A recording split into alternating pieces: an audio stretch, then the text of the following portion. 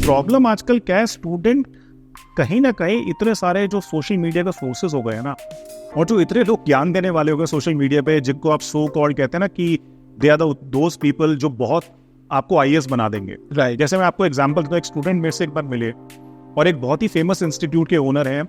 उसने मेरे से बोला कि सर अगर मुझे उनके दर्शन हो जाए ना तो मैं आईएएस बन जाऊंगा। तो मैंने कहा भैया, दर्शन देने से या दर्शन लेने से आईएएस नहीं बनते हैं।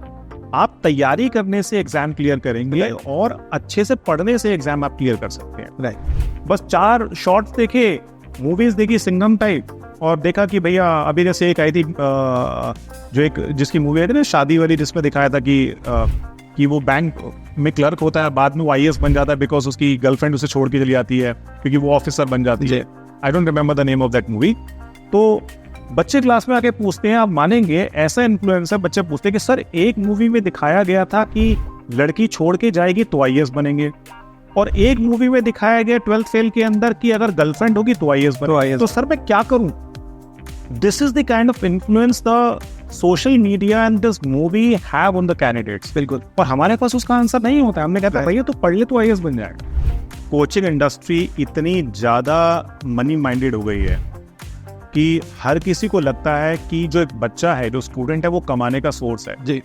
अब यहाँ पर एक बात आती है टीचर्स के भी, क्योंकि आप खुद एक टीचर हैं, लेकिन एक चीज़ ये भी हो रही है कि टीचर्स भी अपनी ब्रांडिंग में बिजी हो गए। और ये बात हालांकि हमारे इंडस्ट्री में देखते हैं, आजकल हम देखते हैं इवन डॉक्टर्स या किस तरह लोग भी अपनी एक ब्रांड बना रहे हैं सोशल मीडिया पे। तो कहीं ना कहीं क्या आपको लगता है कमर्शियलाइजेशन और साथ के साथ ये सोशल मीडिया का आना, इससे ओवरऑल क्वालिटी ऑफ कोचिंग वो उसमें डिक्रीज हुआ है? नमस्कार, स्वागत है एक बार फिर से सबका किताबी बातों पे। मैं हूं अभिषेक, यानी कि बुक्स वाले भैया। UPSC, civil services, IAS Bharat के सबसे कठिन, सबसे टफ एग्जाम्स में से एक।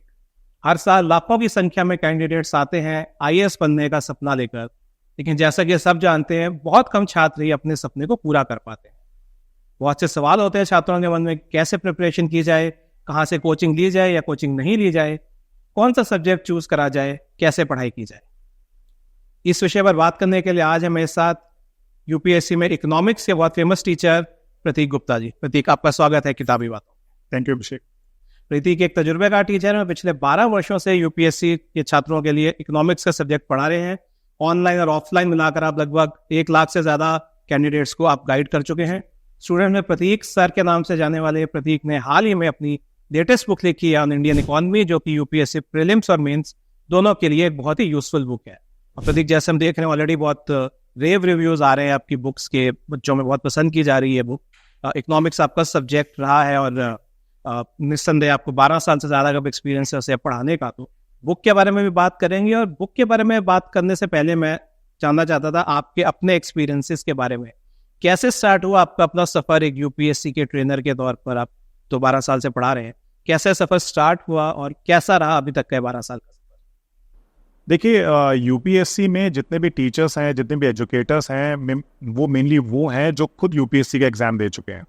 उन्होंने एग्जाम दिया, तैयारी करी, इंटरव्यूज दिए, मेंस एग्जाम लिखे, तो मेनली वो लोग होते हैं। तो मेरे केस में भी यही था कि जब मैंने अपना कॉलेज ख़त्म किया, तो कॉलेज ख़त्म करने के बाद जब मैंने यूपीएससी का एग्ज़ाम दिया, तो एग्ज़ाम में परफॉर्म करने के बाद, मेंस लिखने के बाद, इंटरव्यू करने के बाद जब नहीं हुआ सिलेक्शन, तो उसके बाद मैंने एक कॉर्पोरेट जॉब ज्वाइन करी। तो वहाँ पे करीब मैंने 6 महीने काम किया, और उन 6 महीने में कहीं ना कहीं मुझे समझ में आने लग गया कि जो मैंने पिछले 5 साल में नॉलेज गेन की है, इतने सारे सब्जेक्ट पढ़े, इतने डीप में पढ़ा है, और इतनी डाइवर्स नॉलेज जो मेरे पास आई है, वो उसका इस्तेमाल कॉर्पोरेट में मेरे पास ठीक से नहीं हो पा रहा है। क्योंकि देखिए, कॉर्पोरेट में हमारा जो एक काम होता है, मैं ये नहीं कहता कि कॉर्पोरेट में it is something which is an easy job. The only point is कि वहाँ पे कहीं ना कहीं आपका एक एरिया जो होता है लिमिटेड होता है कि आपको इस एरिया पे काम करना है।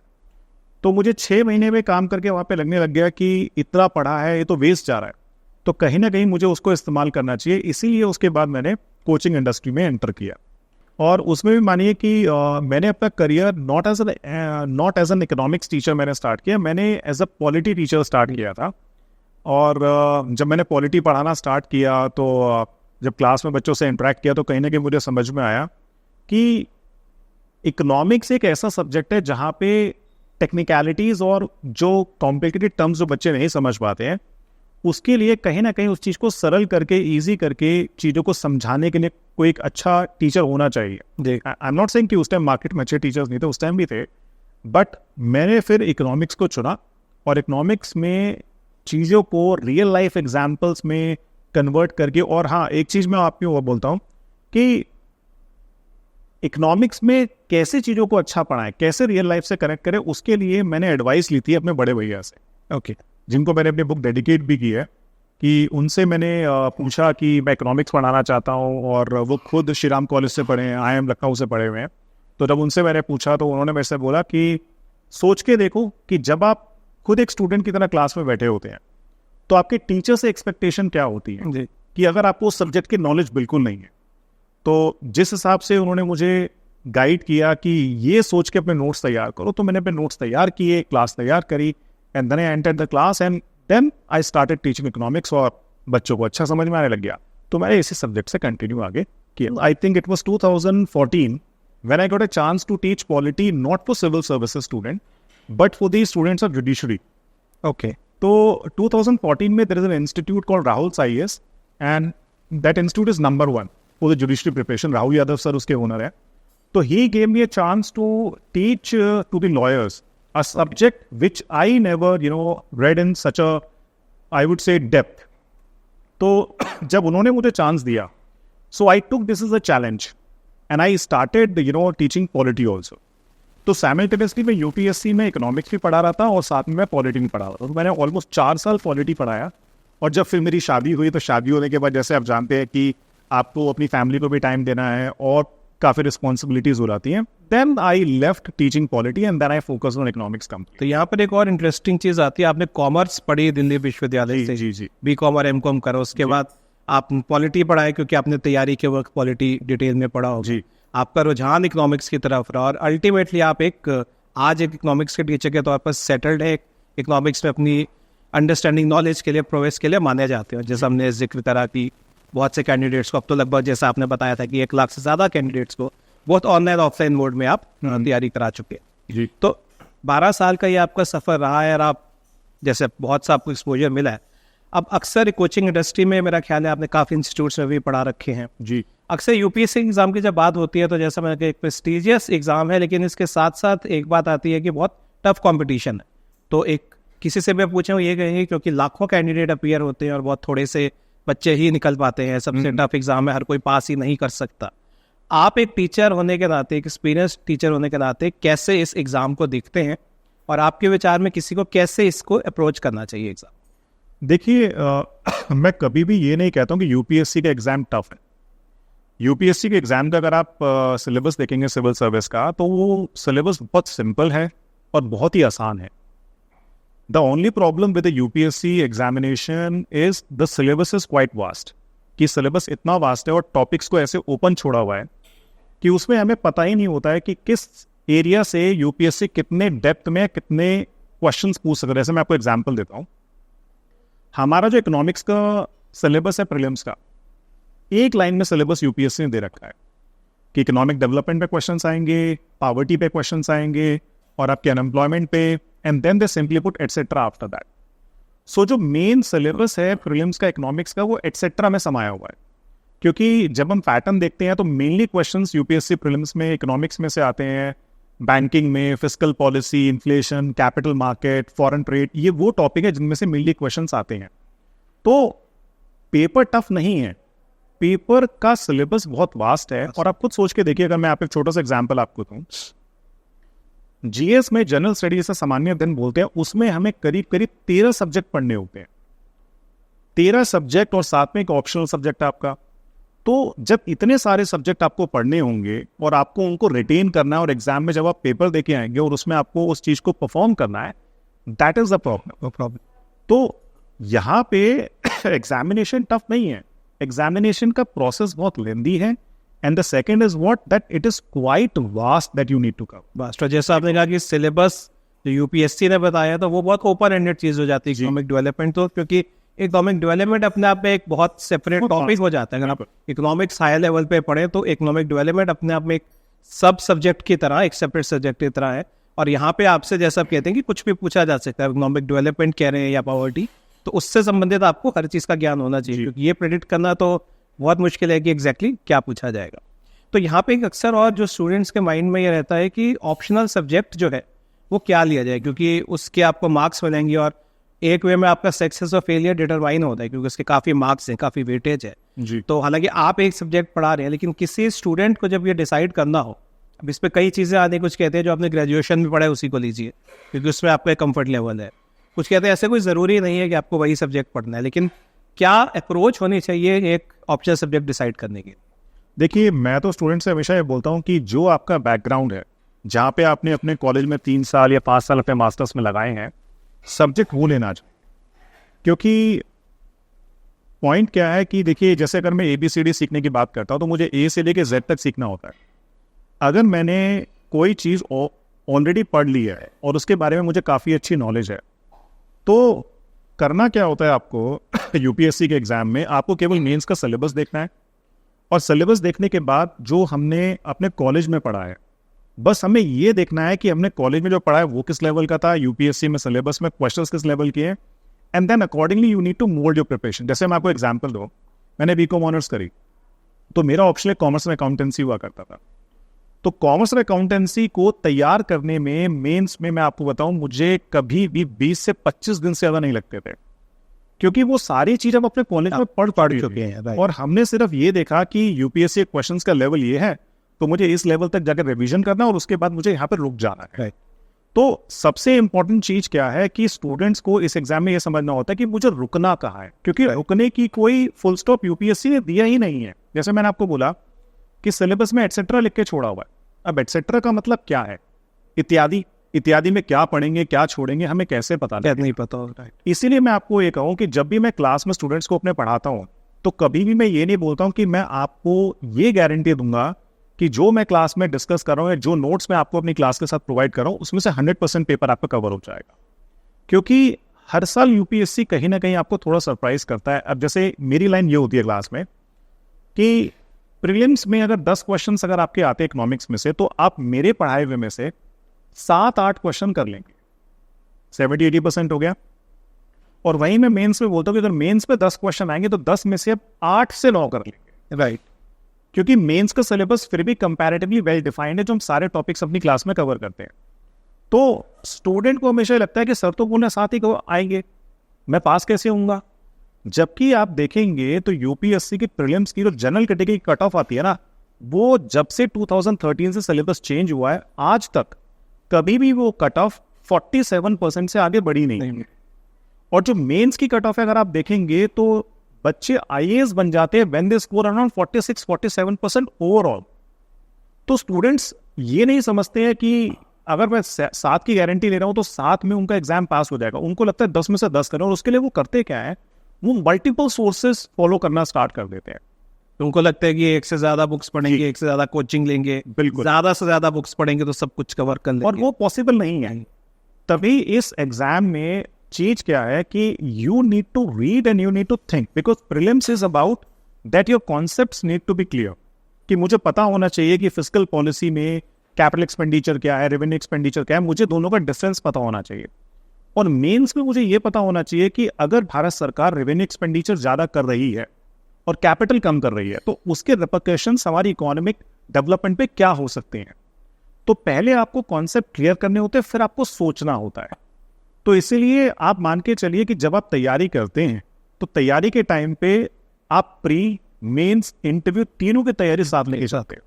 मैंने कॉन्सेप्ट समझा, मैंने उसके बारे में सोचा कि उसका तरीका क्या है, और उसके बाद इंटरव्यू में अगर मेरे से वो क्वेश्चन पूछा जाएगा तो मैं अपनी भाषा में कैसे उसका आंसर करूं।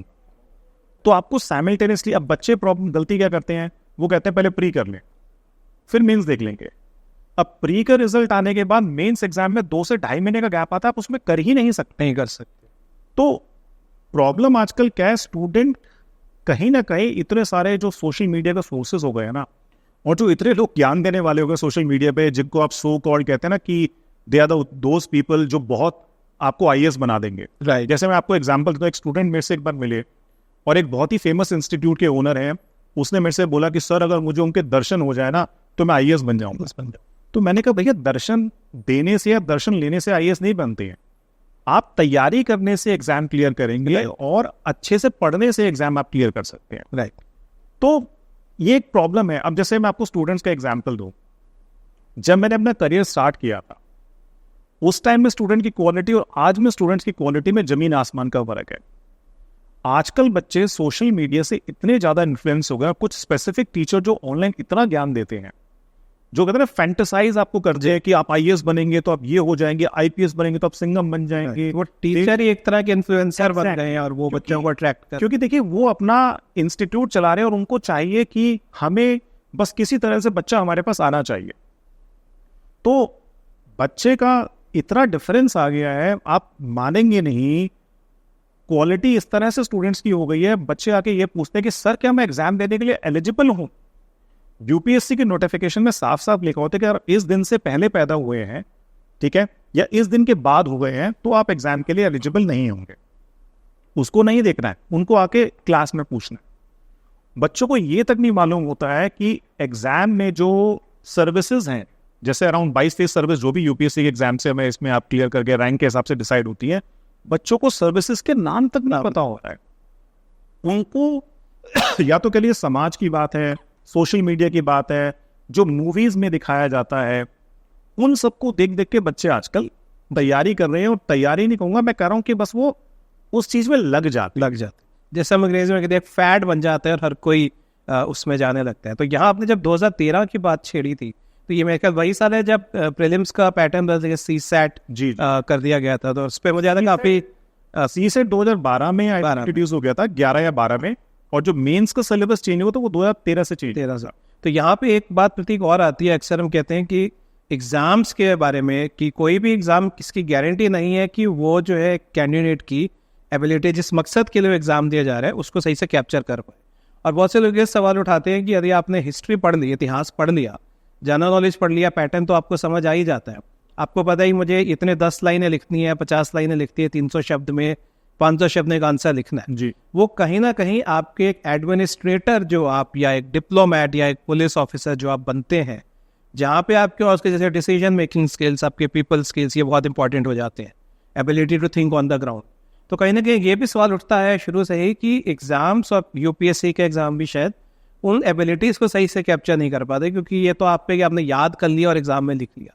तो आप, क्योंकि अब इतने तजुर्बा आपके पास है पढ़ाने को, तो आप इसको कैसे देखते हैं? क्या ये एग्जाम्स वास्तव में एक एडमिनिस्ट्रेटिव या ऐसी कैपेबिलिटीज़ को चेक कर पाता है?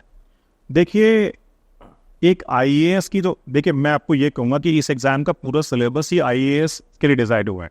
वो अलग बात है आपके इसके अंदर आईएएस, आईआरएस और बहुत सारी अन्य सर्विसेज हैं, बट मेन जो सिलेबस डिसाइड हुआ वो आईएएस के हिसाब से एडमिनिस्ट्रेटिव सर्विसेज के लिए। क्योंकि एक जो आईएएस ऑफिसर होता है उसको अलग अलग डिपार्टमेंट्स में काम करना होता है। जैसे मैं आपको एग्जांपल देता हूँ, एक हमारे मित्र हैं, वो अभी पावर डिपार्टमेंट में दिल्ली सरकार में पोस्टेड है।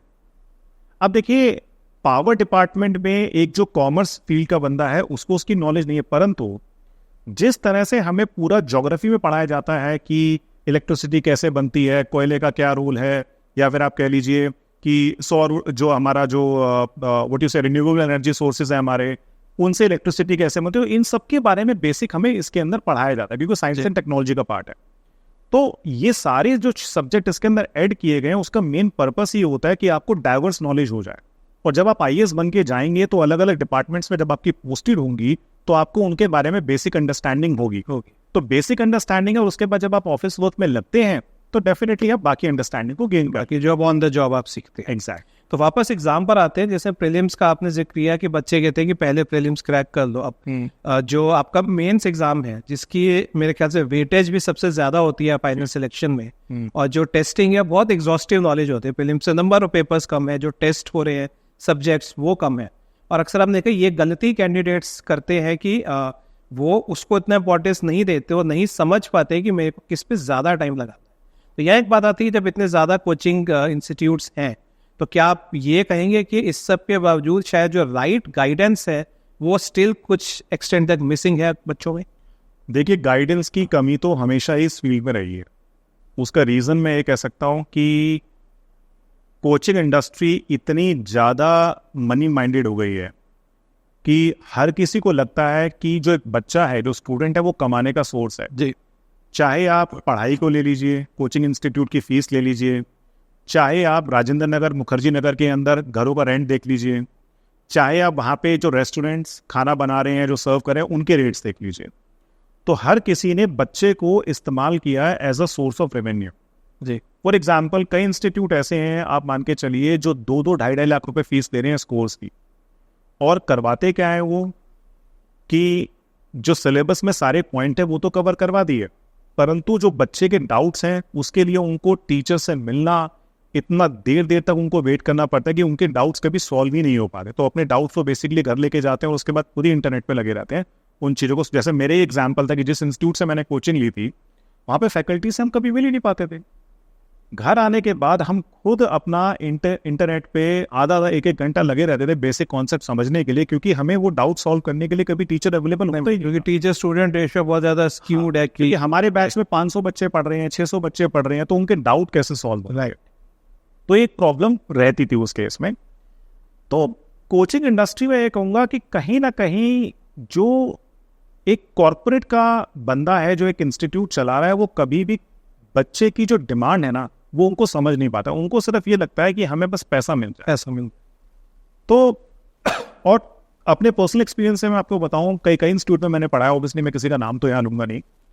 वहां पे टीचर्स जो ओनर्स हैं इंस्टीट्यूट के, वो साफ साफ हमसे बोलते थे कि बच्चों को क्या पता है, अब पढ़ा दो।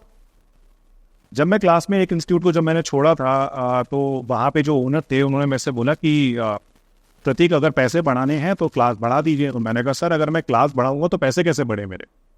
तो कहते ठीक है फिर रहने दीजिए, कहीं और देख लीजिए। मैंने कहा ठीक है सर।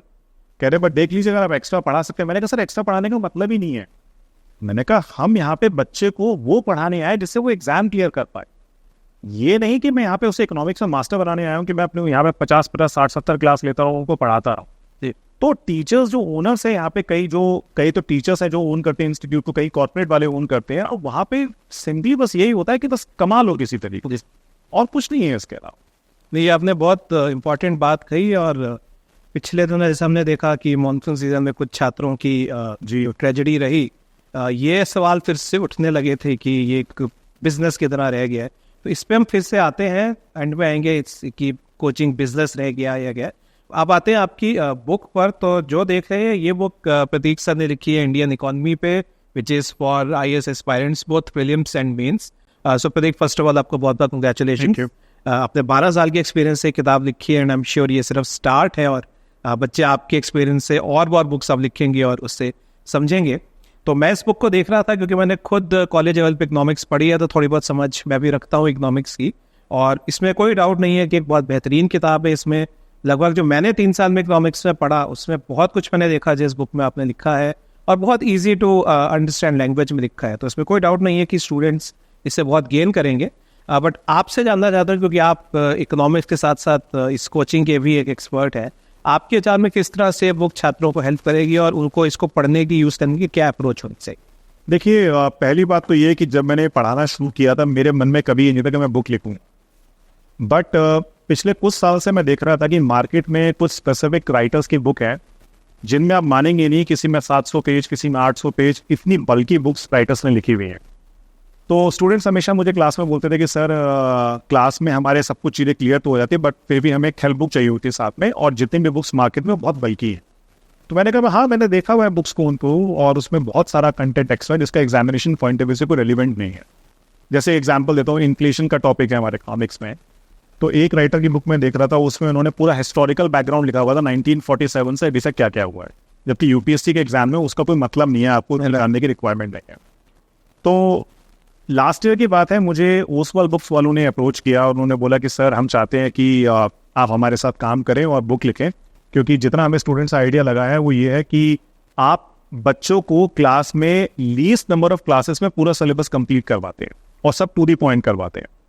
तो मैंने कहा मैं कोशिश करता हूँ। तो मैंने बुक पे काम करना स्टार्ट किया, और आप मानेंगे मेरी इस बुक में केवल 316 पेजेस हैं। और इस बुक को पढ़ने के बाद मैं ये कह सकता हूँ, जिस लैंग्वेज में मैंने इसमें चीज़ों को लिखा है, एग्जाम्पल्स के साथ चीज़ों को समझाया है, अगर कोई स्टूडेंट इस बुक को ढंग से पढ़ लेगा तो डेफिनेटली वो इकोनॉमिक्स में उसको कोई प्रॉब्लम नहीं आएगी। बिल्कुल। सो बुक लिखने के पीछे मेन रीज़न ये था कि चीज़ों को टू दी पॉइंट लिखा जाए और इस लैंग्वेज में लिखा जाए कि एक नॉन इकोनॉमिक्स बैकग्राउंड वाला स्टूडेंट जब इसको पढ़े तो वो समझ जाए और एग्जाम में परफॉर्म कर पाए। बट ऑब्वियसली बात है, अभी लिखा है, अभी 29 सितंबर को ही हमने इस बुक को ऑफिशियली लॉन्च किया है, तो स्लोली एंड स्टेडली स्टूडेंट्स जानेंगे, पढ़ेंगे और समझेंगे बुक की खासियत के बारे में।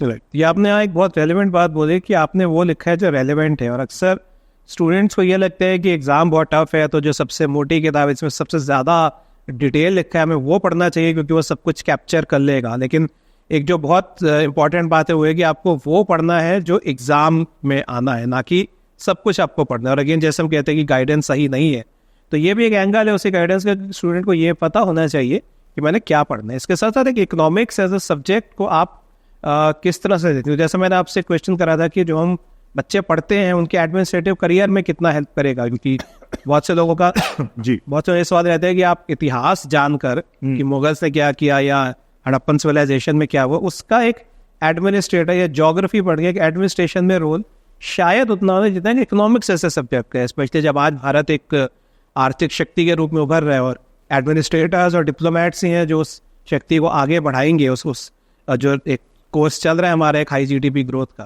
तो एक मुझे लगता है कि एक एडमिनिस्ट्रेटर, फ्यूचर एडमिनिस्ट्रेटर के लिए साथ में बहुत ज़रूरी है क्योंकि इकोनॉमिक्स की अच्छी नॉलेज हो। तो आप एक economics as an optional as a subject को किस तरह से देखते हैं, specially in the context of exam as well as for a civil servant? देखिए, अगर मैं general studies point of view से बोलूँ तो इकोनॉमिक्स तो हमारी लाइफ में डेली बेसिस पे यूज होती है जी, क्योंकि देखिए economics is all about resources, resource is all about money. ठीक है, तो आप किसी भी मिनिस्ट्री में पोस्टेड है, किसी भी डिपार्टमेंट में पोस्टेड है, तो उसमें पैसा तो इन्वॉल्व है ही है, तो आपको पैसे की देखरेख तो करनी ही करनी। तो उस पॉइंट ऑफ व्यू से इकोनॉमिक्स एक बहुत ही इंपॉर्टेंट सब्जेक्ट है। और दूसरी बात, जैसे अगर आपने ऑप्शनल की कही, तो ऑप्शनल में देखिए पॉइंट क्या है, economics is a very good subject to take optional and it's very scoring also. In fact सारे ही ऑप्शनल बहुत स्कोरिंग होते हैं। द ओनली पॉइंट इज कि आपको उसकी अच्छे से नॉलेज है या नहीं, क्योंकि अल्टीमेटली टीचर को जब एग्जाम में वो आपका पेपर चेक करेंगे तो उनको ये देखना है कि जो हमने पूछा है स्टूडेंट ने उसके हिसाब से उस चीज़ को लिखा है या नहीं लिखा है। तो एक चीज़ स्टूडेंट्स के माइंड में होती है कि सर ये ऑप्शन स्कोरिंग है, ये नहीं है, इसमें बच्चे पास होते हैं, उसमें बच्चे पास नहीं होते, तो ऐसा कुछ नहीं होता है। सारे ऑप्शन स्कोरिंग होते हैं और सारे ऑप्शन लेके बच्चे पास होते हैं।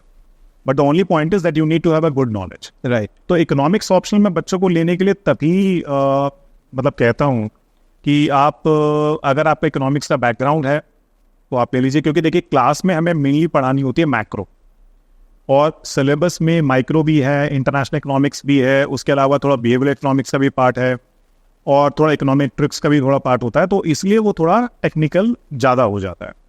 तो इसलिए मैं कहता हूँ कि अगर बैकग्राउंड है तो लीजिए, otherwise don't take this subject, because macro पढ़ने के बाद बच्चों को इकोनॉमिक्स में इतना इंटरेस्ट आता है। इनफैक्ट कभी आप देखेंगे कि बच्चे जैसे मेरा अपना यूट्यूब चैनल है, तो उसमें बच्चों के जब कमेंट्स देखता हूँ और जब क्लास में बच्चे जब कमेंट्स जो करते हैं, तो उसमें मुझे ये समझ में आता है कि इकोनॉमिक्स अगर ठीक से पढ़ाई जाए तो उसमें बच्चों को इतना इंटरेस्ट डेवलप हो जाता है, वो कहते हैं कि सर ये हमारा फेवरेट सब्जेक्ट बन गया, मैं इसको हम ऑप्शनल लेना चाहते हैं जी। परंतु ऑप्शन लेने के लिए मैं उनको मना इसलिए कर देता हूँ क्योंकि एक तो गाइडेंस की थोड़ी कमी है, ठीक है, बच्चे बहुत ज़्यादा प्रिपेयर नहीं करते हैं, तो कहीं ना कहीं कोचिंग इंडस्ट्री वाले भी सब्जेक्ट को बहुत प्रॉफिटेबल नहीं मानते, इसलिए वो ऑप्शनल सब्जेक्ट चलाते भी नहीं। जी, अगर बैकग्राउंड है तो आप सिंपली खुद ही कर ही सकते हैं, तो आपको जरूरत ही नहीं है कोचिंग की। मेरे हिसाब से तो अगर मैं आपसे कहूँ कि यूपीएससी के ऑप्शनल में आपको कभी कोचिंग लेने की जरूरत है ही नहीं, क्योंकि अगर आप अपने बैकग्राउंड वाला सब्जेक्ट लेंगे तो आप आराम से अच्छा परफॉर्म कर लेंगे, राइट। बट कहीं ना कहीं स्टूडेंट्स के माइंड में ये बैठ गया है कि इस सब्जेक्ट में नंबर ज़्यादा आते हैं, उस सब्जेक्ट में नंबर ज़्यादा आते हैं, ज्योग्राफी हो गया, हिस्ट्री हो गया, पॉलिटिकल साइंस हो गया, तो बच्चों को लगता है कि यार उसने उससे पास किया तो हमारा भी पास हो जाएगा, राइट। तो उस बेसिस पे वो चलते हैं और कोचिंग इंडस्ट्री वाले बढ़िया। तो वही आपने बिल्कुल सही बात कही कि कहीं ना कहीं फिर इकोनॉमिक्स की बात हो रही है तो इकोनॉमिक्स में कॉन्सेप्ट आता है इन्फॉर्मेशन सिमेट्री, कि दूसरी पार्टी को एक पर्टिकुलर चीज की इन्फॉर्मेशन ज्यादा है, जैसे हमने कहा कि बच्चों को क्या ही पता होता है, ऐसा कोचिंग सेंटर वाले भी कहते हैं, तो कहीं ना कहीं उसका फायदा उठाया जाता है और स्टूडेंट्स की चॉइस सही है या नहीं, जैसा आपने कहा बहुतों को लगता है कि इकोनॉमिक्स बहुत इंटरेस्टिंग है तो यही ऑप्शनल लेना चाहिए, बिना ये सोचे कि क्या ये उनके लिए सही ऑप्शन है या नहीं। तो आपने यूट्यूब की बात करी, तो मैं एक जानना चाहता था आपकी कोचिंग में, आपके स्टाइल ऑफ टीचिंग में ऐसा क्या है कि मैं देखता हूँ बहुत से स्टूडेंट्स आपके फॉलोअर्स हैं सोशल मीडिया पे और बहुत तारीफ करते हैं आपकी कि is the best faculty in economics, आपने अपने यूट्यूब चैनल पे हज़ारों आपके सब्सक्राइबर्स हैं, तो क्या खास है प्रतीक गुप्ता की टीचिंग स्टाइल में कि इतने स्टूडेंट्स आपके एडमायर? जैसे मैं आपको एक छोटा सा एग्जांपल देता हूँ कि जब मुझे क्लास में बच्चों को समझाना होता है कि रेवेन्यू एक्सपेंडिचर और कैपिटल एक्सपेंडिचर में फिस्कल पॉलिसी में फ़र्क क्या होता है, तो मेरा एग्जांपल सिंपल होता है कि अपनी लाइफ से जोड़िए कि जब आप डेली बेसिस पे जो अपने घर के खर्चे करते हैं, जो आपके खाने पीने के खर्चे हो गए, या फिर जो आपने इलेक्ट्रिसिटी का खर्चा किया, पानी का खर्चा किया, या फिर रोज़मर्रा के खर्चे, तो डेली के खर्चे आपके रेवेन्यू में आ जाते हैं। और जब हम बात करते हैं कोई एसेट खरीदने की, हमने एसी खरीदा, हमने गाड़ी खरीदी, हमने कैमरा खरीदा, हमने लैपटॉप खरीदा, ये once in a while expenditure होते हैं, तो ये कैपिटल में आ जाता है, राइट। तो जब स्टूडेंट्स को इस तरह से जोड़ के चीज़ों को मैं बताता हूँ उनके रियल लाइफ से, तो उनको इस सब्जेक्ट को समझने में भी आसानी होती है और उनको मज़ा भी आता है। इसीलिए बच्चों को कहीं ना कहीं लगता है कि जब बैच ख़त्म होता है, कहते हैं सर कि हमें बिल्कुल नहीं पता था कि सरकार काम कैसे करती है, बट आज आपकी क्लास खत्म होने के बाद हमें ये समझ में आने लग गया है कि देश में जो सरकार काम करती है वो करती कैसी है, क्या वो ठीक कर रही है या नहीं कर रही है, या फिर जो हमारे रिसोर्सेज हैं उनका ठीक से इस्तेमाल हो रहा है या नहीं। क्योंकि देखिए मेंस एग्जाम की नीड है, इसलिए हम उस चीज़ को पढ़ाते हैं। बिल्कुल। तो आपने काफ़ी कुछ बताया इकोनॉमिक्स के बारे में, एग्ज़ाम दोनों, मेंस, प्रीलिम्स, अपने सब्जेक्ट के बारे में।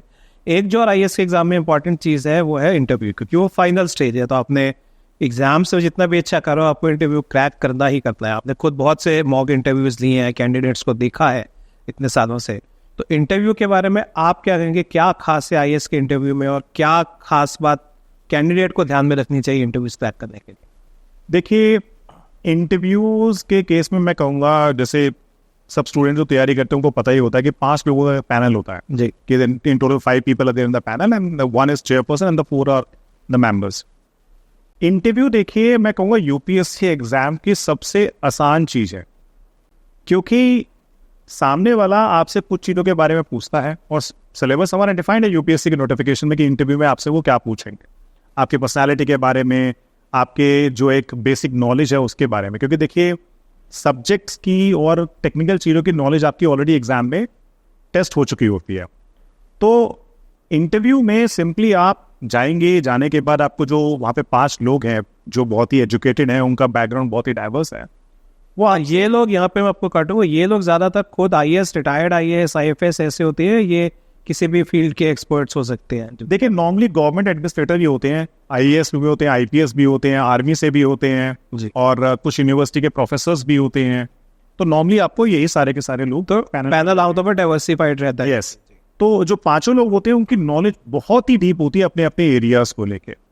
तो इंटरव्यूज के केस में मैं आपको कहूँगा कि जब आप इंटरव्यू देने जाते हैं तो सिंपली आपको एक कूल माइंड से जाना चाहिए। जैसे अभी आप और मैं बात कर रहे हैं, तो वैसे अगर मेरे सामने यहाँ पे 4 लोगों को और बिठाएंगे और वो मेरे से बात करना चाहेंगे और वो मेरे से कुछ पूछेंगे, तो मुझे केवल उनको अपनी भाषा में आंसर देना है। और अगर मुझे किसी चीज़ के बारे में नॉलेज नहीं है तो मुझे प्यार से या आराम से मना कर देना है कि सर मुझे इसके बारे में जानकारी नहीं है, मैं माफ़ी चाहता हूँ कि sir I am really sorry, I don't know about this, या आई नेवर रेड इट। या फिर अगर आपने पढ़ा है या भूल गए हैं तो आप जैसे बोलते कि हाँ मैंने पढ़ा तो था बट मुझे याद नहीं आ रहा है, तो this is something which you need to say. But again बात वही आती है कि इंस्टीट्यूट्स ने इंटरव्यू को इतना ज़्यादा हवा बना दिया है, जैसे वहाँ पे जाके क्या ही तो आपका पोस्टमार्टम करने वाले हैं जी। ऐसा कुछ नहीं होता है। मैंने खुद यूपीएससी के इंटरव्यूज़ दिए हैं, तो इंटरव्यू बोर्ड में जो लोग होते हैं वो इतने ज़्यादा फ्रेंडली तरीके से आपसे चीज़ें पूछते हैं, इतना ज़्यादा आपको कंफर्टेबल करके चीज़ों के बारे में पूछते हैं कि आपको लगता ही नहीं है कि आपसे कोई ग्रिलिंग हो रही है या फिर आपसे कुछ ऐसा हो रहा है कि जिसमें आपको चीज़ों को फंसाया जा रहा है। ऐसा कभी नहीं होता है। आपके डिटेल्ड एप्लीकेशन फॉर्म जो यूपीएससी मेंबर्स के पास होती है, जिसमें आपने खुद चीज़ों को भरा है, वो उसी के बारे में पूछते हैं, इससे ज़्यादा नहीं पूछते हैं वो। या फिर जनरल नॉलेज के बारे में पूछेंगे, इंटरनेशनल अफेयर्स में क्या चल रहा है, नेशनल अफेयर्स में क्या चल रहा है। जैसे भी ट्रम्प साहब जीते हैं इलेक्शन के अंदर, तो उनसे पूछ लेंगे कि उनके जीतने से हमारे यहाँ पे इंडियन इकोनॉमी पे क्या इम्पैक्ट हो सकता है। जैसे अभी आप देख रहे हैं कि स्टॉक मार्केट में काफ़ी हलचल चल रही है, तो ये पूछ लेंगे अगर जैसे आजकल इंटरव्यू चलेगा कि स्टॉक मार्केट से एफपीआईज अपना पैसा क्यों निकाल रहे हैं, उसके पीछे रीज़न क्या है। तो ये बेसिक क्वेश्चंस होते हैं। बट अगेन बात वही है कि चीज़ों को इतना ज़्यादा फैंटेसाइज, इतना ज़्यादा डरा दिया गया है कि बच्चे को लगता है पता नहीं क्या है ये क्या है। क्योंकि इंटरव्यू के बारे में अक्सर कहते हैं, क्योंकि आईएएस के इंटरव्यू बारे में तो आप बेस्ट जानते हैं, इंटरव्यू के बारे में अक्सर कहते हैं कि एक कैंडिडेट को हमेशा ये देखना चाहिए कि इंटरव्यू 2 वे प्रोसेस है। अक्सर कैंडिडेट सोचते हैं कि जो इंटरव्यू ले रहे हैं उन्हीं के हाथ में सब कुछ है और मैं उनके सामने एक बहुत छोटा हूँ, तो जैसा वो उस इंटरव्यू को चलाना चाहेंगे वैसे चलेगा। लेकिन आमतौर पर कहते हैं कि इंटरव्यू को आप अपने कंट्रोल में ले सकते हैं और आप उसको अपने वे में भी चला सकते हैं कुछ हद तक, क्योंकि इंटरव्यू आपने देना है, उस पैनल को भी आपको जानना है। ये सिर्फ एक वन वे प्रोसेस नहीं है, पैनल को भी आपको जानना है, अपना फैसला लेना है। पर जैसा आपने सही बात कही कि कुछ हद तक बहुत ज़्यादा एक हवा बना दिया जाता है। और एक बात जो शायद मुझे लगता है कैंडिडेट्स उतना ध्यान नहीं देते कि ओवरऑल जो उसका परसेंटेज रहता है आपके पूरी एवेल्युएशन में, वो रिलेटिवली कम रहता है कंपेयर टू मेंस एग्जाम। तो कुछ आपके कम नंबर भी आते हैं इंटरव्यू में, अगर आपने ऑलरेडी मेंस अपना अच्छा कर रखा है तो कुछ वे में उसको कॉम्पनसेट कर सकते हैं। ये भी देंगे उसकी कितनी इंपॉर्टेंस ओवरऑल इस आपके सिलेक्शन में है। देखिए इंटरव्यू, अब जैसे जो मेंस के मार्क्स हैं वो हैं आपके 1750 जी, 1750 नंबर होते हैं मेंस एग्जामिनेशन की वेटेज, और जो इंटरव्यू है वो 275 मार्क्स का है। ठीक है, और आमतौर पर हर स्टूडेंट को 50% मार्क्स मिल जाते हैं अगर वो इंटरव्यू में कुछ ऐसा ब्लंडर ना करे। जैसे ब्लंडर दो ही हम इंटरव्यू के अंदर मानते हैं कि पहला, आपने संविधान के खिलाफ कुछ ना कह दिया जी, दूसरा, आपने कुछ ऐसा वर्ड इस्तेमाल ना कर लिया हो जिससे कि सामने वाले को लगे कि आप बहुत ही ज़्यादा हार्श हैं चीज़ों को लेके। ठीक है, और तीसरा ये है कि अगर बेसिक चीज़ों के बारे में भी आप उल्टा पुल्टा बताएंगे या चीज़ों के ऊपर ब्लफ करेंगे तो कहीं ना कहीं आपके मार्क्स 50% से कम हो जाते हैं, तो 40-30 इस तरह हो जाते हैं। अदरवाइज अगर आप एक जनरल इंटरव्यू दे रहे हैं, उसमें आपसे जो क्वेश्चंस पूछे गए हैं आप उनका ठीक से आंसर कर रहे हैं, नहीं आता है आप उनको पोलाइटली मना कर रहे हैं, तो 50-55% आपके मार्क्स कहीं नहीं जाते जी। तो बस ध्यान ये रखना है कि कुछ ब्लंडर नहीं करना है, कुछ उल्टा पुल्टा नहीं बोलना है, और ज़्यादा अपने आप को ये दिखाने की जरूरत नहीं कि मैं बहुत ही स्मार्ट हूँ। देखिए आप कितने ही स्मार्ट होंगे, दैट्स वन थिंग, बट वो जो वहाँ 5 लोग बैठे हैं उनको इतनी डीप नॉलेज है, उनका एरिया इतना डाइवर्स है और इतने साल का उनके पास एक्सपीरियंस है, आप उनसे ज़्यादा स्मार्ट हो ही नहीं हो सकते, पॉसिबल ही नहीं। बिल्कुल। तो ये आपने बहुत इंपॉर्टेंट बातें बताई, स्पेशली कि क्या कैंडिडेट को नहीं कहना चाहिए, जैसा हमने कहा कॉन्स्टिट्यूशन खिलाफ। तो एक वापस आते हैं जिस पे हम बात कर रहे थे, वो कोचिंग इंडस्ट्री। तो जैसा कि हमने कहा कोचिंग एक बिजनेस बन गया है, और जी, मुझे याद आता है राजेंद्र नगर में आज से कुछ शायद 20 साल पहले अगर आप जाते तो आप देखते थे कि एक वाजीराम एक इकलौता कोचिंग सेंटर होता था, और इंस्टीट्यूट थे जो अलग अलग जगहों पर थे। ओवर टाइम वो एक सेंट्रलाइज सा होता गया, और आज आप राजेंद्र नगर को देखते हैं तो वो फेमस हो गया IAS के एक हब की तरह। वहाँ पे आप देखते स्टूडेंट्स ही हैं। तो जो जिस जगह पर जहाँ एक एरिया में एक सेंटर होता था, आज लोग कहते हैं कि हर घर में एक सेंटर खुल गया। तो इसमें कोई डाउट नहीं कि कमर्शियलाइजेशन हुआ है। अब यहाँ पर एक बात आती है टीचर्स के भी, क्योंकि आप खुद एक टीचर हैं, लेकिन एक चीज़ ये भी हो रही है कि टीचर्स भी अपनी ब्रांडिंग में बिजी हो गए। और ये बात हालांकि हमारे इंडस्ट्री में देखते हैं, आजकल हम देखते हैं इवन डॉक्टर्स या किस तरह लोग भी अपनी एक ब्रांड बना रहे हैं सोशल मीडिया पे। तो कहीं ना कहीं क्या आपको लगता है कमर्शियलाइजेशन और साथ के साथ ये सोशल मीडिया का आना, इससे ओवरऑल क्वालिटी ऑफ कोचिंग वो उसमें डिक्रीज हुआ है? देखिए बिल्कुल, मैं कहूँगा कोचिंग में जो टीचर्स का पढ़ाने का लेवल है वो तो बहुत डिग्रेड हो गया है, खासकर मैं कहूँगा एडटेक के आने के बाद। क्योंकि एडटेक आने के बाद आप मान के चलिए कि कुछ इंस्टीट्यूट्स ने या कुछ एडटेक प्लेटफॉर्म्स में ऐसा किया है कि जो उनको मिला उन्होंने उसको रख लिया और उसने पढ़ाना स्टार्ट कर दिया। कुछ भी PPTs के थ्रू या अपने नोट्स के थ्रू कुछ भी उन्होंने पढ़ाना स्टार्ट कर दिया। और ये सब एडटेक का पूरा जो बूम स्टार्ट हुआ वो खासकर स्टार्ट हुआ कोविड के टाइम पे। क्योंकि कोविड के टाइम में लोग क्लासरूम में तो जा नहीं सकते थे, तो कुछ एडटेक्स ने उस पर काम करना स्टार्ट किया और उन्होंने उसके ऊपर बहुत चीज़ों को आगे बढ़ा दिया। परंतु देखिए मैं ये नहीं कहूँगा सारे के सारे एडटेक खराब है। जैसे अभी मैं खुद फिजिक्स वाला के साथ जुड़ा हुआ हूँ, we are also edtech company, but हमारा जो यहाँ पे मॉडल है काम करने का वो ऑल टुगेदर डिफरेंट है। कि हम बेसिकली जो पूरा ऑफलाइन वाली क्वालिटी हम ऑनलाइन में प्रोवाइड करते हैं, और यहाँ पे हमने उन्हीं टीचर्स को रखा है जिनको चीज़ों के बारे में बहुत अच्छी और डीप अंडरस्टैंडिंग है। और दूसरी बात यह है कि यहाँ पे हमारा टारगेट है कि बिल्कुल जो गरीब बच्चे हैं जो 1.5 लाख 2 लाख रुपए की फीस से कोचिंग मतलब अफोर्ड नहीं कर सकते ऑफलाइन में, उनको हम सेम चीज 10,000 9,000 8,000 रुपए में प्रोवाइड कर रहे हैं, द सेम कोर्सेस। ठीक है, तो ये जो सारे के सारे इतने सारे टीचर्स बन गए हैं, इतने सारे लोग जो आजकल पढ़ाना स्टार्ट कर दिया, उसकी वजह से हो क्या गया है कि वो लोग पढ़ाने में अच्छे नहीं हैं, वो लोग परफॉर्म करने में ओवरऑल प्रेजेंटेशन वो अच्छा दे रहे हैं, लेकिन कंटेंट वाइज बहुत ज्यादा मतलब कहते हैं ना एकदम एग्रेसिव होके पढ़ा रहे हैं, बहुत ही ज्यादा चीजों के ऊपर फैंटेसाइज कर देते हैं जी। शेरो शायरी हो रही है क्लास में। देखिए वो तो कभी कभार थोड़ी बहुत मैं भी करता हूँ, but only the motivational part. But point ये है कि बहुत ज्यादा उन चीजों को फैंटेसाइज करके और अलग अलग तरीके से उन चीजों को बता के कहीं ना कहीं बच्चे उन चीज़ों में फंस जाते हैं और उसके बाद वो शुरू हो जाते हैं। अब उनको, अब जैसे मैं आपको बताऊं, अब मैं आपको एक रियल लाइफ एग्जांपल दे रहा हूँ। मेरी खुद की कज़न, उसको मैंने कोचिंग इंस्टीट्यूट में, इसमें मैं काम करता था, उसमें उन्होंने क्लास करी और उन्हीं के बैच में एक लड़का था जो तैयारी कर रहा था साथ में। अब मैं अपनी कज़न को बीइंग एल्डर ब्रदर, मैं उनको हमेशा समझाता था कि जितना बता रहे हैं उतना पढ़ लो और ऐसे ऐसे फॉलो करो, तुम्हारा एग्जाम क्लियर हो जाएगा। क्योंकि मैंने अपनी मिस्टेक से बहुत कुछ सीखा जी, ठीक है। कि मैं ये नहीं कहूँगा कि मैं एग्जाम क्लियर नहीं कर पाया, मैं ये कहूँगा कि शायद कहीं ना कहीं मेरी किस्मत में नहीं था एडमिनिस्ट्रेटर बनना, इसलिए मेरा एग्जाम 1 या 2 नंबर से क्लियर नहीं हो पाया था इंटरव्यू के बाद। तो मैंने हमेशा उनको बोला कि मैंने कहा इतना पढ़ लो, बहुत है। उनका क्या था, वो जैसे ही क्लासरूम से बाहर जाते थे, जाने के बाद जो फ्रेंड्स हैं जिनसे मिल रहे हैं, तरह तरह की मैगजीन पढ़ना, एक ही सब्जेक्ट को कई सोर्सेज से पढ़ना, you won't believe she was never able to clear even a prelims once out of 6 attempts. और उन्हीं के साथ उन्हीं की क्लास का लड़का है, सेकेंड अटेम्प्ट में IFS बन गया and he got only 12th rank. उनका इंटरव्यू मैंने अपने यूट्यूब चैनल पे डाला था। ओके। और वो उस टाइम US में थे, पोस्टेड थे उस टाइम एज अ, जो इंडियन एम्बेसी उसमें किसी काम के लिए वो वहाँ पे पोस्टेड थे। तो उनसे जब मैंने पूछा, जब उनका एग्जाम क्लियर हुआ, तो उन्होंने बोला, कहता सर जितना आपने बताया मैंने उतना किया और एक सोर्स फॉलो किया, राइट, और मेरा एग्जाम क्लियर हो गया। तो फिर हम उसी बात पर आते हैं जब बिल्कुल शुरू में गए थे कि गाइडेंस, सही गाइडेंस बहुत ज़रूरी है। और जो ज़्यादा कोचिंग सेंटर्स होने की वजह से शायद वो एस्पेक्ट मिसिंग हुआ है बजाय कि ज़्यादा आने की। देखिए, फेथ वाला कंटेंट बहुत मिसिंग है, राइट, क्योंकि ऑनलाइन में चीज़ें आने से, जैसे मैं आपको बताऊं, जब हम तैयारी करते थे तो हमें ये सब सोशल मीडिया इतना स्ट्रांग नहीं था 2007-8 के अंदर। तो जो हमारे टीचर बताते हैं हम उस चीज़ को मानते थे, राइट, और हमें लगता था जो ये बता रहे हैं वो ठीक है। आजकल क्या है, जब स्टूडेंट्स को क्लास में पढ़ाते तो वो हमसे क्वेश्चन करते हैं कि सर वहाँ तो ये बताया था, राइट, तो ऑनलाइन ये बताया है।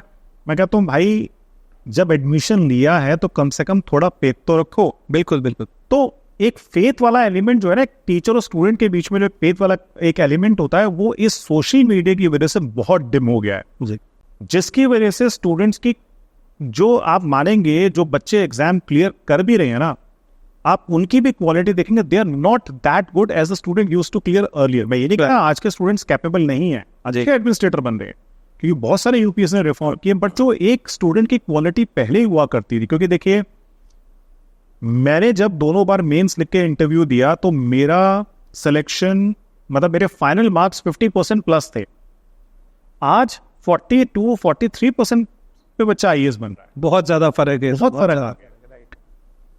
तो उसका मेन रीजन ये है कि कहीं ना कहीं देखिए, भीड़ बहुत इकट्ठी हो गई है और जो क्वालिटी है वो कहीं ना कहीं कम ही रही है, जिसकी वजह से कम मार्क्स में भी बच्चा आज एग्जाम पास। और पहले ये था कि भीड़ कम थी, बच्चा ज्यादा कॉम्पिटिटिव था, कंपटीशन ज्यादा टफ था, जिसकी वजह से जो स्टूडेंट निकलते थे देवर कंपैरेटिवली मोर क्वालिटी, राइट।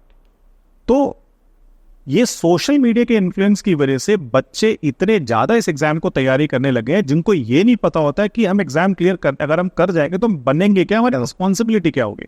बिल्कुल, जब मैंने खुद एग्जाम की तैयारी करनी स्टार्ट की थी, आप मानेंगे मैंने ऑलमोस्ट 6 से 7 महीने पूरे रिसर्च करी थी कि एग्जाम है क्या, इसका सिलेबस क्या है, क्या पढ़ना है, क्या नहीं पढ़ना है, किस तरह के क्वेश्चंस आते हैं, ड्यूटीज क्या है ऑफिसर्स की, हमने पूरी रिसर्च करी थी। जब हमें समझ में आया था ना कि हाँ यार ये हमारे लिए अच्छा है, हम इसको करेंगे तो अच्छा रहेगा हमारे लिए, तब हमने तैयारी स्टार्ट करी। जो आजकल नहीं है, बच्चे बिल्कुल सोचते ही नहीं है, बस 4 शॉर्ट्स देखे, मूवीज देखी सिंघम टाइप, और देखा कि भैया अभी जैसे एक आई थी, जो एक जिसकी मूवी आई थी ना शादी वाली, जिसमें दिखाया था कि वो बैंक में क्लर्क होता है, बाद में वो IAS बन जाता है बिकॉज उसकी गर्लफ्रेंड उसे छोड़ के चली जाती है क्योंकि वो ऑफिसर बन जाती है। I don't remember the name of that movie. तो बच्चे क्लास में आके पूछते हैं, आप मानेंगे ऐसा इन्फ्लुएंस है, बच्चे पूछते हैं कि सर एक मूवी में दिखाया गया था कि लड़की छोड़ के जाएगी तो IAS बनेंगे, और एक मूवी में दिखाया गया 12th फेल के अंदर कि अगर गर्लफ्रेंड होगी तो IAS बनेगी। तो सर मैं क्या करूं? This is the kind of influence the social media and this movie have on the candidates. बिल्कुल, और हमारे पास उसका आंसर नहीं होता। हमने कहता भैया तो पढ़ ले तो IAS बन जाएगा।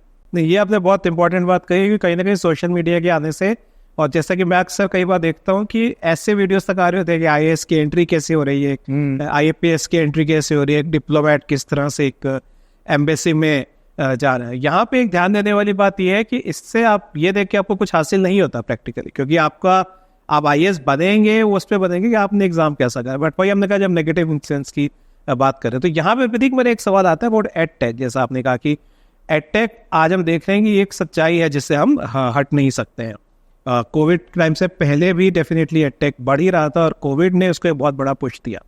कुछ जगहों पे एडटेक मैंने देखा है कि जो मैं अपने निजी एक्सपीरियंस से बता सकूँ काफ़ी सक्सेसफुल हो रहा है, जैसे वेबसाइट से Udemy या Coursera, जो आपको बहुत ही कम रेट पर एक काफ़ी अच्छे स्टैंडर्ड की कोचिंग दे रहे हैं उनके। आप क्योंकि आप जज कर सकते हैं उनके कैसे रिव्यूज़ हैं, कुछ वीडियोज़ वो सब्सक्राइब करने से पहले आप फ्री में देख सकते हैं उनकी कोचिंग किस तरह से है। इसके साथ साथ यूट्यूब भी, जो इसमें ज़्यादातर चंक तो कोर्सेज का फ्री होता है और इसमें बहुत से ऐसे स्टूडेंट्स हैं जो खुद कहते हैं हमने बहुत कुछ यूट्यूब के माध्यम से Udemy के कोर्सेज से सीखा है। लेकिन आप जैसे अपनी इंडस्ट्री का बता रहे हैं कि IAS में शायद या तो वो क्वालिटी उस लेवल की अभी नहीं है क्योंकि इतना चेक नहीं है। जैसे अगर Udemy या Coursera पे एक कोर्स को सर्टेन पैरामीटर से निकलना है, वो कोर्स तभी अपलोड होएगा एंड देन डिपेंडिंग ऑन जिसके रिव्यूज़ आ रहे हैं, कितनी रेटिंग्स आ रही हैं, एक बच्चा भी बेहतर चलो आप कर सकते हैं कि अगर एक पर्टिकुलर कोर्स पे हज़ारों रेटिंग्स हैं और ओवरऑल रिव्यूज़ अच्छे हैं तो वो ज़्यादा कॉन्फिडेंस से कह सकते हैं कि कोर्स अच्छा है, इसमें पैसा लगा सकता हूँ। तो ये चीज़ जैसा आपने कहा कि एडटेक से एक तरह से क्वालिटी डिटीरियोरेट हुई है, तो आप इसको किस तरह से देखते हैं? देखिए, एडटेक में मैं फिर से कहूँगा हर एडटेक में प्रॉब्लम नहीं है। जैसे आप ये मत समझिएगा कि मैं फिजिक्स वाले के साथ काम कर रहा हूँ तो मैं उनकी तारीफ कर रहा हूँ। यहाँ पे हमारे यहाँ पे फैकल्टीज़ की क्वालिटी को लेके इतना ध्यान दिया जाता है, खासकर यूपीएससी का। देखिए, मैं अपने वर्टिकल का बता सकता हूँ कि यहाँ पे जब स्टूडेंट हमारी क्लास देखता है तो उसके पास ऑप्शन होता है रेटिंग करने का। अगर किसी फैकल्टी की रेटिंग 5 में से 4.5 से नीचे चली जाती है ना, तो हमें इस बात के लिए जोर दिया जा रहा है, मतलब हमसे बोला जाता है कि सर आपकी रेटिंग कम हो रही है, बच्चों को मज़ा नहीं आ रहा है, उनको समझ में नहीं आ रहा है, तो कहीं ना कहीं आपको उस पर ध्यान देना है। तो मैं 4.5 के बाद वार्निंग मिलनी स्टार्ट हो जाती है। वहीं मैं आपको बताऊं, इससे पहले एक एडटेक में मैंने काम किया था केवल 3 महीने, उसके बाद मैंने छोड़ दिया था।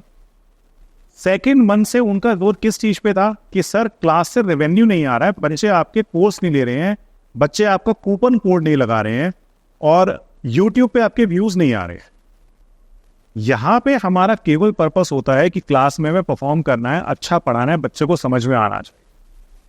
तो मान के चलिए हमारे यहाँ जितनी फैकल्टी हमारे यूपीएससी वर्टिकल में पीडब्ल्यू के अंदर हैं, वो उनकी रेटिंग ऑनलाइन में हर किसी की 4.5 से प्लस है। यानी कि students are extremely satisfied with the faculties and they are working.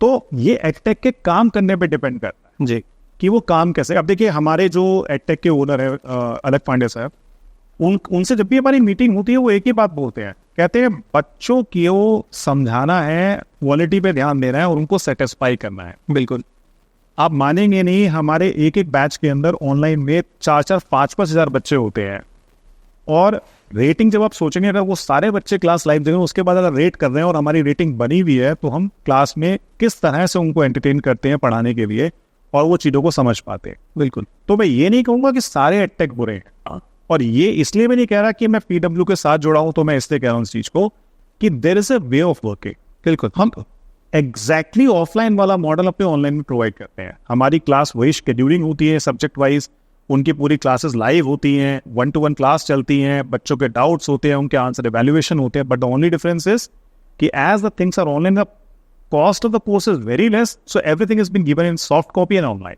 Nothing is offline.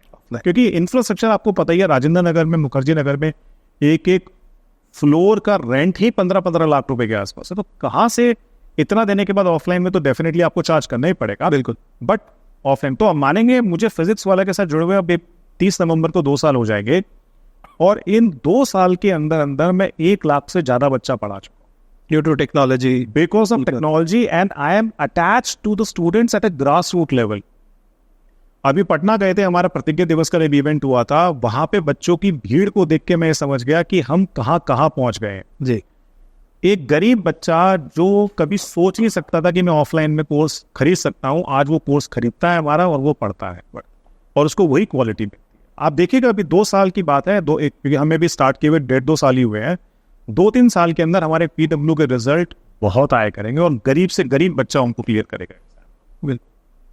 तो चलिए, काफ़ी इन्फॉर्मेटिव सेशन था और मुझे पूरा यकीन है कि जो कैंडिडेट्स इसको देखेंगे उनको डेफिनेटली बहुत कुछ जानने को मिलेगा अबाउट द एग्जाम। मेरा एक लास्ट क्वेश्चन है प्रतीक, आपकी पहली बुक ही आई है, तो हालांकि थोड़ा अर्ली कह सकते क्वेश्चन है, आपका एक बहुत स्ट्रॉन्ग स्टूडेंट फैन बेस है, तो आपकी नेक्स्ट बुक हम कब तक एक्सपेक्ट कर सकते हैं? देखिए नेक्स्ट बुक मैं सोच रहा हूँ कि स्टूडेंट्स को, जैसे एक क्वेश्चन बैंक जो होता है इकोनॉमिक्स के क्वेश्चंस का, प्रीलिम्स का, वो मैं लिखने की सोच रहा हूँ, क्योंकि जितने भी क्वेश्चन बैंक्स मार्केट में अवेलेबल हैं, जो बच्चे प्रैक्टिस करते हैं, वो सारे के सारे क्वेश्चंस आउटडेटेड हो गए हैं और उनको बस बना दिया गया है। एक ने दूसरे से कॉपी किया, दूसरे ने तीसरे से कॉपी किया। तो पिछले 2 महीने से मैं ये कर रहा हूँ कि डेली 5-5, 10-10 क्वेश्चन पे बना रहा हूँ, और हर टॉपिक के जो यूपीएससी प्री और प्री के जो मेन टॉपिक्स हैं, उनके क्वेश्चंस बना के, उनके विद व्हाट यू से, कि उनका जो आंसर्स है, उनकी एक्सप्लेनेशन है, वो सब बना के उसको तैयार कर रहा हूँ। तो कोशिश है कि उसको मैं नेक्स्ट ईयर 2025 में कभी भी एंड तक, क्योंकि देखिए बुक लिखने में और क्वेश्चंस बनाने में बुक लिखने से ज़्यादा टाइम लगता है जी। तो क्वेश्चन को डिज़ाइन करना, उनके 4 ऑप्शंस लाना, फिर उसके बाद उसके मान के चलिए उसके एक्सप्लेनेशन देना, it's a long task. So definitely कोशिश है तो नेक्स्ट ईयर तक मैं वो उस बुक को लेके आऊँ। आई एम श्योर स्टूडेंट्स को बहुत इंतजार रहेगा, और जैसा मैंने कहा आपका बहुत बड़ा फैन बेस है, तो क्या 1-2 लाइन में अपने स्टूडेंट बेस के लिए आप कहना चाहेंगे? देखिए स्टूडेंट्स को जब क्लास में आते हैं तो मैं उनको यही बोलता हूँ कि आप पहले दिन से ही अपनी पढ़ाई पे फोकस कीजिए, बट उनको लगता है हो जाएगा, कर लेंगे, बाद में देखा जाएगा, 6 अटेम्प्ट्स हैं, हो जाए, बट वो 6 अटेम्प्ट्स कब निकल जाते हैं हमें पता भी नहीं लगता है। तो इसलिए क्लास में बच्चों से बोलता हूँ कि नादान थे जब हम जिंदगी से मजे ले रहे थे, और आज जब समझदार हुए हैं तो जिंदगी हमसे मजे ले रही है। तो मुद्दा वही आता है कि आपको पहले दिन से ही सीरियस तरीके से पढ़ाई करनी है, और कोशिश करके पहले या दूसरे अटेम्प्ट में ही इसको खत्म कर देना है। क्योंकि मैं आपको बताऊं, एग्जाम टफ नहीं है, एग्जाम लेंदी है और बल्कि है। बिल्कुल। और बल्कि चीज को कंधे पे उठा के चलने में आप मान के चलिए एफर्ट्स तो लगते हैं। बिल्कुल। तो 1 साल की तैयारी, 1 साल का एग्जाम प्रोसेस, और मैक्स टू मैक्स 2 अटेम्प्ट आप एग्जाम क्लियर कर सकते हैं अगर आप अच्छे से तैयारी करते हैं। क्योंकि मैंने अपने खुद फर्स्ट अटेम्प्ट में इंटरव्यू दिया था, और उसका रीजन ये था कि the very first day when I join the coaching, I didn't miss even a single class. मेरी खुद की कजन की शादी थी, मैं उस शादी में रात को 9 बजे केवल खाना खाने के लिए गया था। मैं उस दिन भी अपनी क्लास करके वहां पहुंचा था। और आजकल के बच्चों में आप देखेंगे कि सिंपली शादी है, हफ्ते भर की छुट्टी ले रहे हैं, होली है घर जा रहे हैं, दिवाली है घर जा रहे हैं, छठ पूजा है 6 दिन के लिए घर जा रहे हैं। ऐसे तैयारी नहीं हुई, आपको लग के साल देना होगा, बिल्कुल, तब तैयारी। बिल्कुल। आई थिंक बहुत सेंसिबल एडवाइस है, बहुत स्ट्रॉन्ग मैसेज है। आई थिंक सेशन एंड करने के लिए शायद इससे बेहतर मैसेज नहीं हो सकता था। तो जो भी कैंडिडेट्स देख रहे हैं, मेरा बिल्कुल मानना है कि वो बहुत बहुत गेन करेंगे इस वीडियो को देखने से, और प्रतीक सर के एक्सपीरियंस से सीखने के लिए। प्रतीक, आपका बहुत बहुत धन्यवाद, आप किताबी बातों में इनको टाइम दिया, and wish you all the best for your future. Thank you.